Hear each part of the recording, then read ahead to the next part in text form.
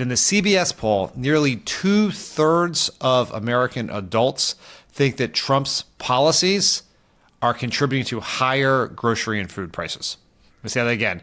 Nearly 2/3 of voters think that Trump himself is the one raising their prices. That should be a giant warning sign for Trump and a bit of encouragement for Democrats. Welcome back to Polar Coaster. I'm Dan Pfeiffer. On today's show, we'll discuss two new polls which tell us a lot about Trump's political standing, how the country feels about the economy, vaccines, and the deployment of National Guard troops to cities. Then we'll dig into the growing gender gap, the divide among Gen Z voters, take a look at what's happening in the New York City mayoral race, and of course, as always, I'll wrap up by answering your Discord questions. Joining us is our amazing producer, Caroline Reston. Caroline, how are you?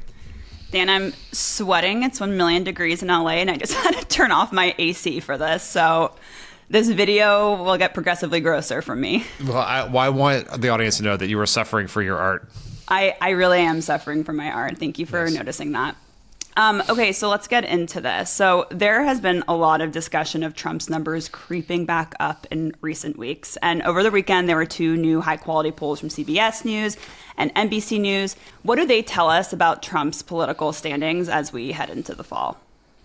Well, Caroline, contrary to popular belief and conventional wisdom, Donald Trump's political standing is...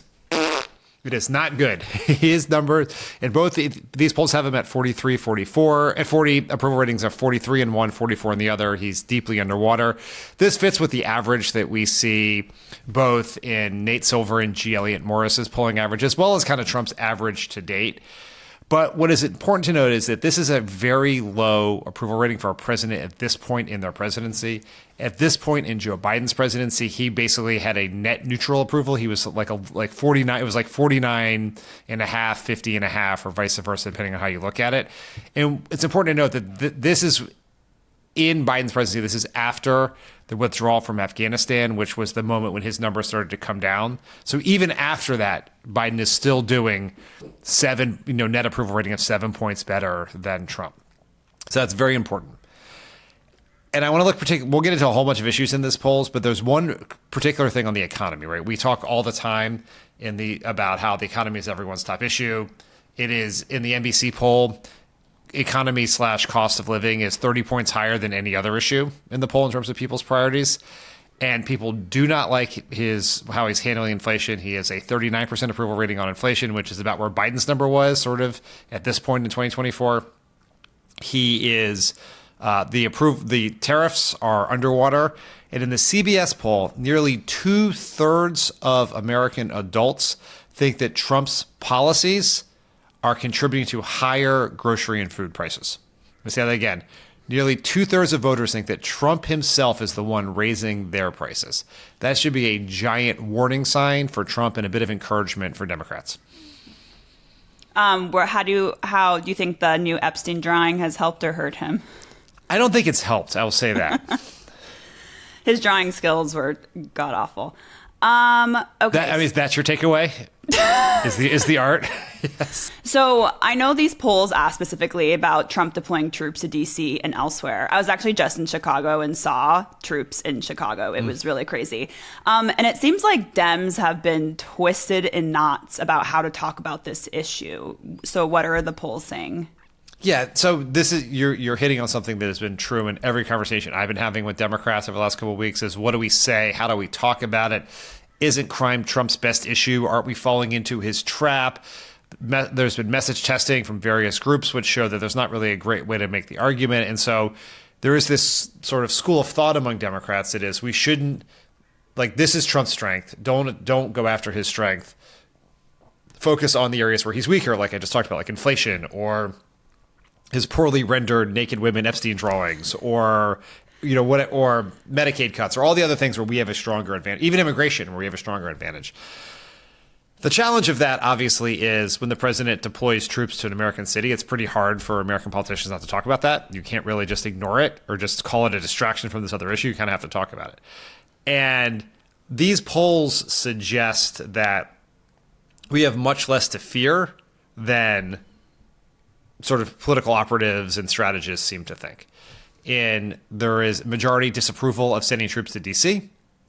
there is, and I think even more notably, less than 40% of voters want Trump to send National Guard troops to their area. The way to, I think, to understand this is when you look at the numbers, not in this poll, but more broadly, people think crime is too high. That's one. Two, in the CBS poll, people do see a connection between troops going to a city and crime coming down. So, which sort of somewhat, it's a really logical thing. If you deploy the army to a city, you would imagine it would probably affect crime in some way, shape, or form. But because so few people want the National Guard to come to their city, what that tells you is that they think that's a price too high to pay for lower crime rates.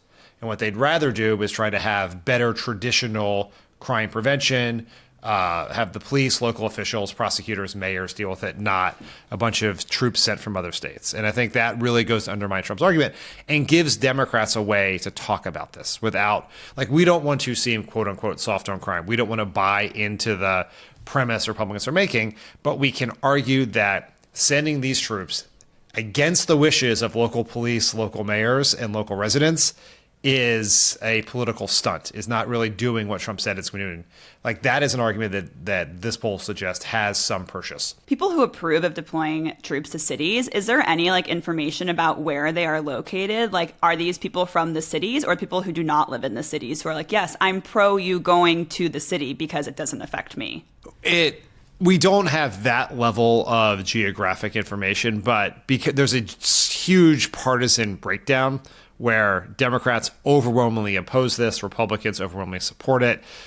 What we know about the partisan makeups of cities like D.C., we've seen polling in D.C., which shows that D.C. residents overwhelmingly oppose it. Chicago's an overwhelmingly Democratic city. I don't know off the top of my head what Harris won the city by, but it's by a lot. And so if 90% or whatever it is of Democrats nationally oppose it, you have to imagine the residents of Chicago, which are overwhelmingly Democratic, also oppose it at that level. But you would need a Chicago-specific poll to know that for sure. Okay, let's talk about RFK and vaccines. So he had a really belligerent testimony in front of Congress last week that I know every single podcast has talked about. RFK is unwinding our vaccine system. Is this what people want? Are we just a nation of anti-vax kooks now? No, absolutely not. And there's been this sense, and you see this in a lot of the sort of discourse. You see this in how various entities in the world, corporations, media companies, law firms are responding.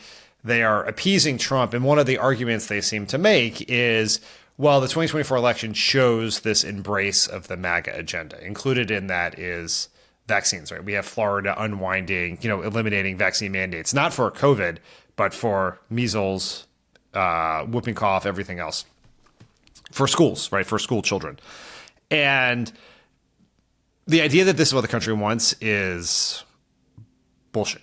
The idea that this is what Republicans want is bullshit. So in the NBC poll, they have nearly 80% of voters think that vaccines are a good way to prevent diseases. And that includes 2/3 of Republicans, nearly 3/4 of independents. And so they are, and the RFK Jr. is in the very, very fringe. Republicans always talk about 80-20 issues, how Democrats are always putting themselves on the wrong side of 80-20 issues. That's not actually true, but this is an 80-20 issue, and RFK Jr. is putting Trump on the wrong side of it. And you can kind of tell Trump gets it because he was asked about the Florida vaccine mandates in an event at the White House last week after RFK Jr.'s hearing, and he did say that vaccines were a good way to prevent disease. Which, is that because he supports vaccines? Is that because he thinks it's good politically? Or is that because he hates DeSantis? Hard to know, but I found that to be a notable answer from him. Do you think RFK is at risk at all of getting fired?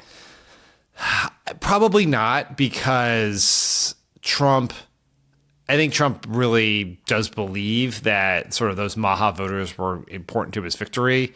It's hard to fire someone Trump doesn't like to make powerful enemies. It's why he tried so hard not to fight with Elon Musk until Elon Musk went after him. And so I would not bet on Trump firing him. Will there be additional political pressure on RFK Jr. from other Republicans? Maybe. But other than Bill Cassidy and the other doctor in the Senate whose name escapes me, John Barrasso, I think is what it is. The Republicans seem to be pretty fine with what RFK Jr. is doing, or at least willing to, too timid to talk about it publicly. Is RFK Jr. a powerful enemy? Like, is he really that? Well, I think he just has a platform and he's famous, and he's not Elon Musk in terms of his power, but firing. Let's put it this way. If Trump were to decide he does not like the Secretary of Energy and he wanted to fire Chris Wright, a person whose name has never been uttered on any podcast in history, that is an easier decision than firing RFK Jr., I think, politically.